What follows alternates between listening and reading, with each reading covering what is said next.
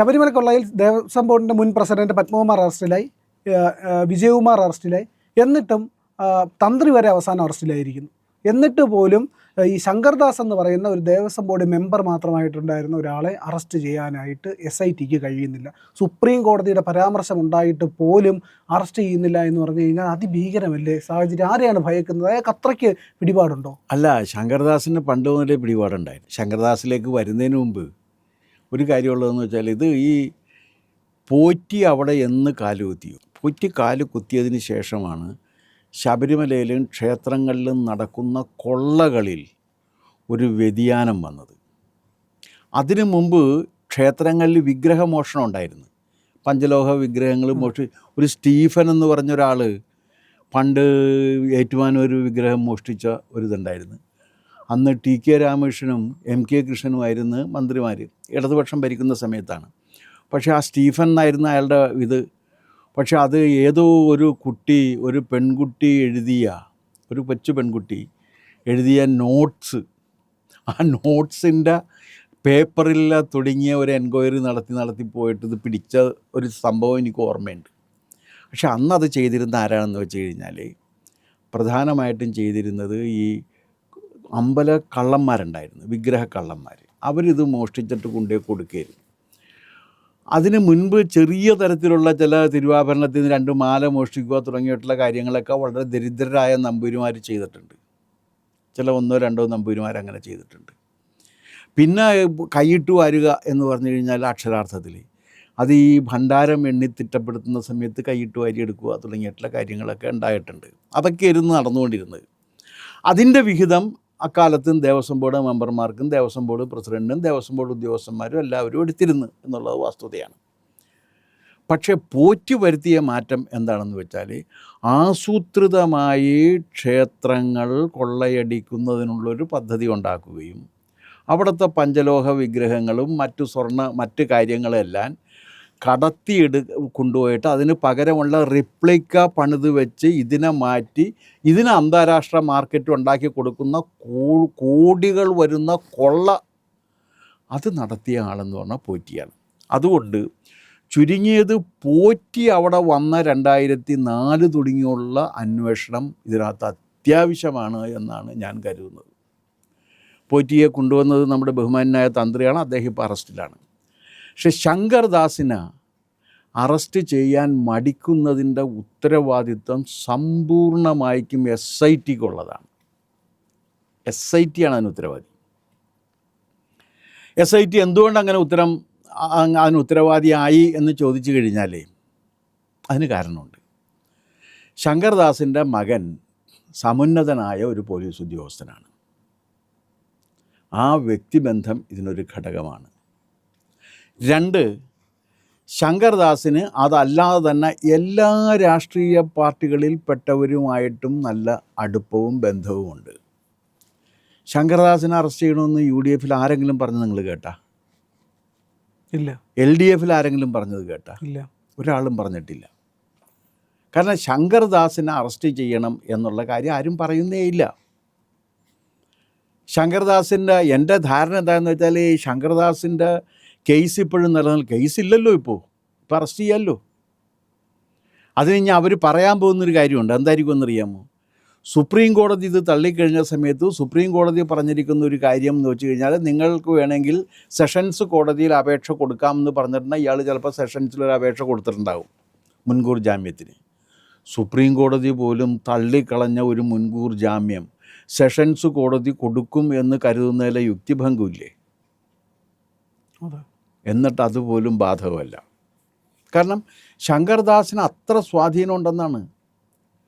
അതെന്താ കാര്യം എന്ന് ചോദിച്ചാൽ, അതിന് SIT ആണ് ഉത്തരവാദി. അതുകൊണ്ടാണ് ഞാൻ ആദ്യം മുതലേ പറഞ്ഞുകൊണ്ടിരിക്കുന്നത്, ഇത് മൾട്ടി ഡയമെൻഷൻസ് ഉള്ള, ഒരുപാട് ലീഗൽ റാമിഫിക്കേഷൻസ് ഉള്ള, ഇൻ്റർനാഷണൽ കണക്ഷൻസ് ഉള്ള ഒരു വലിയ കൊള്ളയാണ്. ഇതിൻ്റെ അന്വേഷണം CBI ഏറ്റെടുത്ത് നടത്തിയില്ല എന്നുണ്ടെങ്കിൽ ഇപ്പോഴും ഇതിൻ്റെ കാര്യങ്ങൾ കംപ്ലീറ്റ് ആയിട്ട് വരില്ല. കോടതി സാറ്റിസ്ഫാക്ഷൻ പറയുന്നുണ്ട്, ഞങ്ങൾ വളരെ സാറ്റിസ്ഫൈഡാണ് ഇവരുടെ അന്വേഷണത്തിൽ എന്നുള്ള കാര്യം. പക്ഷേ എന്നിട്ടും ഇയാൾ അറസ്റ്റ് ചെയ്യുന്നില്ല. ആദ്യം അറസ്റ്റ് ചെയ്യേണ്ട പ്രതികളിൽ ഒരാളായിരുന്നു തന്ത്രി. തന്ത്രിയെ അറസ്റ്റ് ചെയ്തില്ല, ഇപ്പോഴാണ് അറസ്റ്റ് ചെയ്തത്. ഇപ്പം നിവൃത്തികേട് കൊണ്ട് അറസ്റ്റ് ചെയ്തേക്കണാണ്. കാരണം വ്യാജ മഹസറുണ്ടാക്കിയ ഒരു പ്രതിയെ അറസ്റ്റ് ചെയ്യാതെ അതിനെക്കുറിച്ചുള്ള അന്വേഷണം നടത്തുക എന്ന് പറഞ്ഞാൽ ഒന്ന് ആലോചിച്ച് നോക്ക്. അപ്പോൾ ഇത് ഗവൺമെൻറ്റിൻ്റെ താല്പര്യം മാത്രമാണ് എന്ന് ഞാൻ കരുതുന്നില്ല. ഗവൺമെൻറ്റിന് തീർച്ചയായിട്ടും ഒരുപക്ഷെ ശങ്കർദാസിന് വേണ്ടി നിലകൊള്ളുന്നുണ്ടാകാം. പക്ഷേ വിജയകുമാറിനില്ലാത്ത എന്ത് സ്വാധീനം, അല്ലെങ്കിൽ എന്ത് സാങ്ക്ടിറ്റിയാണ് ശങ്കർദാസിനുള്ളതെന്നൊരു ചോദ്യമില്ലേ? വിജയകുമാർ പോയി സ്വയം കീഴടങ്ങി. വിജയകുമാർ അറസ്റ്റ് ചെയ്യപ്പെട്ട് ഇപ്പോൾ ജയിലിലാണ്. പക്ഷേ ശങ്കർദാസ് വിജയകുമാറിനോടൊപ്പം പത്മകുമാറും അറസ്റ്റ് ചെയ്യപ്പെട്ട് ജയിലിലാണ്. എത്രയോ കാലമായി. അയാൾക്ക് ജാമ്യത്തിന് പുള്ളി ഓരോ കോടതിയിലും കയറി ഇറങ്ങി നടക്കുകയാണ്. അങ്ങനെ തൻ്റെ കൂടെയുള്ള 2 പേരും ആ സമൂഹത്തിലുണ്ട്, ആ കമ്മിറ്റിയിലുണ്ടായിരുന്ന 2 പേര്, പ്രസിഡൻറ്റും മെമ്പറും അറസ്റ്റ് ചെയ്യപ്പെട്ടിട്ടും താൻ അറസ്റ്റിന് അതീതനായിട്ട് നിൽക്കാൻ ഒരാൾക്ക് കഴിയുന്നു എന്ന് പറഞ്ഞാൽ നിയമം അയാളുടെ മുന്നിൽ ഓച്ഛാനിച്ച് നിൽക്കുന്നു എന്നാണ് അർത്ഥം. അയാളുടെ മുന്നിൽ നിയമം ഓച്ഛാനിച്ച് നിൽക്കുകയാണ്. അത് എത്രയ്ക്ക് ശരിയാണ് എന്നുള്ള കാര്യം അന്വേഷിക്കേണ്ടത് തന്നെ വേണം. SIT ഇതൊക്കെ നന്നായി ഇപ്പോൾ കോടതി പറയുന്നത് കാരണം ഇപ്പോൾ കോടതി എന്തുകൊണ്ടാണ് പിന്നെ ഒരു കാര്യമുള്ളത്, SIT എന്താണ് അന്വേഷിച്ചതെന്നോ എന്താണ് പറയുന്നതെന്നോ നമുക്കാർക്കും അറിയില്ല. ആകെ അറിയാവുന്ന 2 ജഡ്ജിമാർക്കാണ്. അവർ പറയണ കുഴപ്പമില്ല എന്ന് പറഞ്ഞാൽ നമ്മളത് വിശ്വസിക്കുകയാണ്. നമ്മളത് വിശ്വസിക്കുന്നതിൻ്റെ പക്ഷേ നമ്മുടെ ആ വിശ്വാസത്തെ തകർത്തെറിയുന്ന വിധത്തിലാണ് ശങ്കർദാസിൻ്റെ നില. കാരണം ശങ്കർദാസിനെ അറസ്റ്റ് ചെയ്യുന്നേയില്ല. ഇനിയുണ്ട് അതിനകത്ത് അറസ്റ്റ് ചെയ്യപ്പെടേണ്ട. മേൽശാന്തിയെ ഇതുവരെ അറസ്റ്റ് ചെയ്തിട്ടില്ല. വ്യാജ മഹസറിലെ ഒപ്പുകാരനാണ് മേൽശാന്തി, അന്നത്തെ മേൽശാന്തിയെ അറസ്റ്റ് ചെയ്തിട്ടില്ല. അപ്പോൾ ഒരുതരം സിലക്റ്റീവ് അറസ്റ്റിലേക്ക് SIT പോകുന്നുണ്ടെന്നല്ലേ ഇതിൻ്റെ സൂചന? ഒരുതരം സെലക്റ്റീവ് അറസ്റ്റിലേക്ക്. അതുപോലെ തന്നെ ഇതിൻ്റെ കൂടെ വന്നേക്കണ ഒരുപാട് കുറ്റകൃത്യങ്ങളുണ്ട്. ആ കുറ്റകൃത്യങ്ങളിൽ പെട്ട ഒന്നാണ് എന്ത്, ഈ സ്വർണം പൂശിയ ചെമ്പുപാളി സ്വർണം പൂശിയ ചെമ്പുപാളികൾ കൊണ്ടുണ്ടാക്കിയ വിഗ്രഹങ്ങളുമായിട്ട് കാശുള്ളവരുടെ വീടുകളിലേക്ക് കൊണ്ടുപോയി പൂജ നടത്തിയത്. ആ പൂജ നടത്തിയവർ എങ്ങനെയാണത് നടത്തിയത്, അവരെ ചോദ്യം ചെയ്തതെന്നറിയില്ല ഇപ്പോഴും. നടൻ ജയറാം അടക്കം. അപ്പോൾ സ്വാധീനമുണ്ട്, പ്രശസ്തി ഉണ്ട് എന്ന് കണ്ടു കഴിഞ്ഞാൽ അവരെ അറസ്റ്റ് ചെയ്യാൻ മടിക്കുകയാണ് ഇവരിപ്പോഴും. SIT അവരെ അറസ്റ്റ് ചെയ്യുന്നേ ഇല്ല. അതെന്തുകൊണ്ടാണെന്നുള്ള കാര്യം നമുക്കറിയില്ല. ഇവർ പറയേണ്ടതാണ് സത്യത്തിൽ അതെന്തുകൊണ്ടാണെന്ന്. ശങ്കർദാസിനെ കുറിച്ച് ഇനി പറയാൻ പോകുന്ന കാര്യം, ശങ്കർദാസ് ഒരു മുൻകൂർ ജാമ്യാപേക്ഷ സെഷൻസ് കോടതിയിൽ കൊടുത്തിട്ടുണ്ട്. സെഷൻസ് മുതൽ പോയതാണല്ലോ ശങ്കർദാസ്. ആദ്യം സെഷൻസ് കോടതി തുടങ്ങി ഇങ്ങനെ പോയി മുൻകൂർ ജാമ്യം സുപ്രീം കോടതി വരെ പോയി തള്ളിക്കഴിഞ്ഞിട്ട് വീണ്ടും സെഷൻസിൽ കൊടുക്കാൻ വേണ്ടി അയാൾക്കുള്ള എല്ലാ സൗകര്യങ്ങളും ചെയ്ത് കൊടുത്തിട്ട് SIT മാറി നിൽക്കുകയാണ്. ഇയാൾ അറസ്റ്റ് ചെയ്യാനുള്ള എത്രയോ സന്ദർഭങ്ങളുണ്ടായിരുന്നു. ആ സമയത്ത് ഒന്നും അറസ്റ്റ് ചെയ്തിട്ടില്ല ഒരു കാരണവശാലും. അറസ്റ്റ് ചെയ്യാത്തതിൻ്റെ കാരണം എന്ത് എന്ന് ചോദിച്ചു കഴിഞ്ഞാൽ ഇവർക്ക് നമ്മളോട് പറയുകയും വേണ്ട. കാരണം ഈ കോടാനുകൂടി ഭക്തന്മാർക്ക് എന്തുകൊണ്ടാണ് ഇപ്പോൾ അതിൽപ്പെട്ട പത്മകുമാറിനെ അറസ്റ്റ് ചെയ്ത്? ഇനി അതിന് ശേഷം വന്നേക്കണവരില്ലേ, ബോർഡില്ലേ, ആ ബോർഡിനെ തൊട്ടിട്ടില്ല ഇതുവരെ. ആ ബോർഡിനെ ഇതുവരെ തൊട്ടിട്ടില്ല. ഇപ്പം എത്ര കാലമായി അന്വേഷണം തുടങ്ങിയിട്ട്?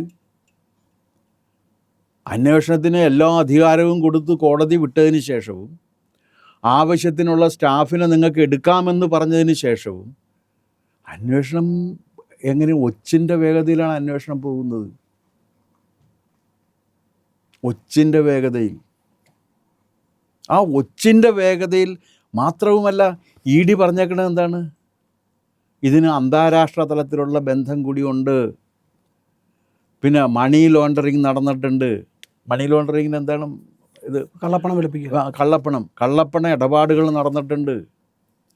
അപ്പോൾ ഇങ്ങനെ വിവിധ നിയമലംഘനങ്ങൾ ഒരുമിച്ച് നടന്നിരിക്കുന്ന ഒരു സംഭവത്തിൽ കോടാനുകോടി അയ്യപ്പ ഭക്തരെ വെല്ലുവിളിക്കുന്ന ഒരു സംഭവത്തിൽ സ്വാധീനമുള്ളവരെ അറസ്റ്റിൽ നിന്നും മാറ്റി നിർത്തുന്ന ഒരു രീതിയാണ് SIT എടുക്കുന്നത്. അതുകൊണ്ടാണ് SITയുടെ അന്വേഷണം പോരാ, CBI അന്വേഷണം വേണമെന്ന് ഞാൻ എത്രയോ കാലമായിട്ട് ഞാൻ ആവശ്യപ്പെട്ടുകൊണ്ടിരിക്കുന്നു. SIT അന്വേഷണം പോരാ, CBI അന്വേഷണം തന്നെ വേണം. ആ CBI അന്വേഷണം വേണം എന്ന് പറയുന്നതിൻ്റെ കാരണം എന്താണെന്ന് വെച്ചാൽ SITക്ക് ചെയ്യാൻ കഴിയുന്നില്ല എന്ന്.